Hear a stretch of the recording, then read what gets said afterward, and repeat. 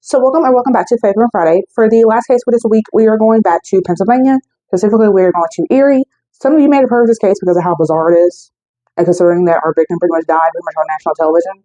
And how often do you hear about a bank robbery where an actual bomb was used, except in this case? So if you're aware of the case, definitely let me know down below. But if you weren't, it's okay, because I definitely was shocked when I found out. I'm going to give us public sources down below as always. And so with that being said, I'm Claire Emily, and let's go get started. And so we have to start with Marjorie. And so Majorie Diehl-Armstrong was born on February 26, 1949. She graduated valedictorian for a high school class. Her first husband apparently died, we believe to be died from suicide by hanging, but some people believe that she killed him in stages of suicide. But his death is legally declared a suicide. There will be another husband who apparently was named Robert in 1984. She apparently would shoot him 6 times, obviously killing him. However, she needed help dismembering the body, and so if you were willing to help her dismember the body, she's willing to pay you 18 grand. So then she actually claimed self-defense and somehow actually gets acquitted of that case. So then she winds up getting married to a man by the name of Richard Armstrong, which is how she got the part of Armstrong, her last name. He apparently would die, and she claims that he hit his head on the coffee table. Cause of death was ruled as cerebral hemorrhaging. Apparently, she was to the hospital to get a large settlement. So I guess the hospital based up on something. She realized it and somehow realized she can get a check out of it. So then in July 2000, her mom actually dies and leaves her behind a $500,000 inheritance. Her dad wanted to give her only $50,000, so like a tenth of what her mom had left her, and said he let her know up front, even though she was over 18, because like I said, she was born back in the 70s, so she's easily her 30s. He plans on spending the rest. So then she gets this guy named Ken Barnes, who apparently she's involved with, to go and kill her father. And Ken, of course, he wants money up front. He actually asked for $125,000 up front. So I want 25% of the $500,000 you're supposed to get if we're successful. So then Marjorie apparently comes up with the idea to rob a bank.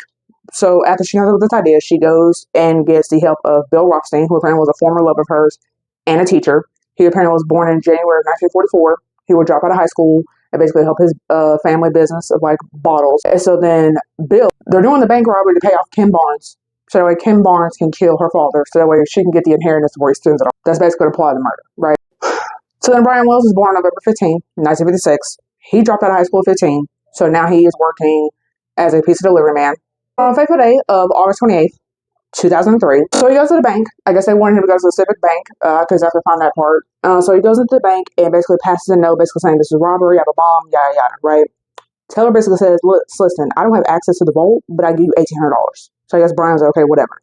So she gives him $1,800. He leaves. Police just so happen to be eating across the street, and they stop him because it's like, what is this large? Because if you've seen pictures, obviously it doesn't look right. That looks suspicious. So they obviously stop him. He tells them that the bomb is real. So then Brian apparently tells them a story that we believe that Bill had gave him, and basically like a cover, don't say you saw us white people. And so Brian would apparently actually tell police, listen, I actually saw 4 black people, and they gave me the shotgun to pass as a cane, and they're the ones who put the bomb around my neck. And it's believed that Brian was actually told that, hey, we're actually going to be actively following you around the city to make sure you're actually following these instructions. So we believe that's why he probably lied to the police about who put his car bomb around him. So then, of course, police eventually believe him. Luckily, he is then moved away from civilians. He was put into a secluded area. Bomb squad is obviously called. Somehow, the news media catches one of them. They are there on the scene waiting to see if this bomb actually does go off. It does eventually go off. Brian was obviously getting killed, apparently on live TV. And the bomb squad apparently arrives at the scene 2 minutes later. So we don't believe this part is related, but I thought it was very interesting because I've only seen one source mention this, but this death is confirmed. Apparently there will be a man by the name of Robert P., who apparently will be Brian's coworker. He is found dead 3 days after Brian is killed. He actually apparently was supposed to get questioned the day after his death. And then apparently his death is called, legally declared an accidental overdose, but it's believed that the group got to him before he could testify against them. So on September 20th, still 2003, Bill would apparently confess to police that he had helped dispose of the body of James Roden, who Marjorie asked me to help dispose of that body. And then in 2005, Marjorie is charged with James's murder. So in 2010, they're finally able to tie Marjorie to Brian's murder. Bill would apparently die before he was even able to get sentenced. Marjorie gets sentenced to life. Ken was sentenced to 45 years. Marjorie would apparently die in prison in 2017 from cancer. And Ken would also die from cancer, but in 2019. And so, like I said, that is a case of the botched bank bombing, like the title says. So that being said, like I said, if you knew of the case, you knew anybody involved, whether it be Bill, Brian, Marjorie, anybody, definitely know down below. If you have any cases that are similar to this that may not be as publicly known, definitely let me know below. And so with that being said, I cover 5 months, 2 times a week. This is a couple for females. I'll see you guys next one. Bye.